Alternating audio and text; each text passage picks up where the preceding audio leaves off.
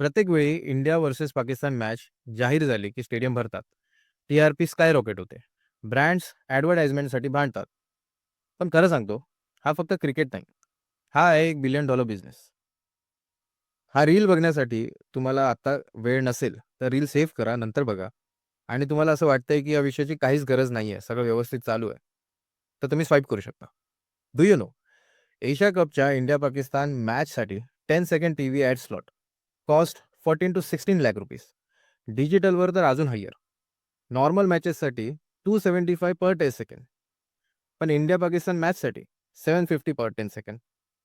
Connected to TV almost 1200 for 10 seconds. म्हणजे आपण match बघत असतो आणि मोठे-मोठे कॉर्पोरेट लोक आपले इमोशन्स विकून लाखो कोटी कमवतात. आता तिकीट सेल्स फक्त एक मॅचमध्ये 100 कोटी रुपयापेक्षा जास्त. 2025 चॅम्पियन्स ट्रॉफीमध्ये तर 21 करोड इंडियन्सने मॅच बघितली. 1/3 of Indians glued to screen. आणि प्रत्येक सेकंडने टी-आर-पी वाढली. स्पॉन्सरच्या खिशात पैसे गेले. आता विचार करा, एका बाजूला आपण म्हणतो रिलेशनशिप खराब आहेत, बॉयकॉट पाकिस्तान, बॉर्डरवर टेन्शन चालू आहे. पण दुसऱ्या बाजूला इंडिया-पाकिस्तान क्रिकेटला आपण एक मोठा कार्निव्हल मनवतो. आणि जेथे दोन्ही बोर्ड्स करोडो रुपये कमवतात. इझंट इट अ डबल स्टँडर्ड? जरा विचार करा. आपण चायनीज ॲप बॉयकॉट करतो. काही मूव्हीज बॉयकॉट करतो. पण हा मोठा बिझनेस ज्यात पेट्रोलिझम विकलं जातं, तिथे कोणीच आवाज उठवत नाही. Every TRP, every view is not about cricket, it's about exploitation.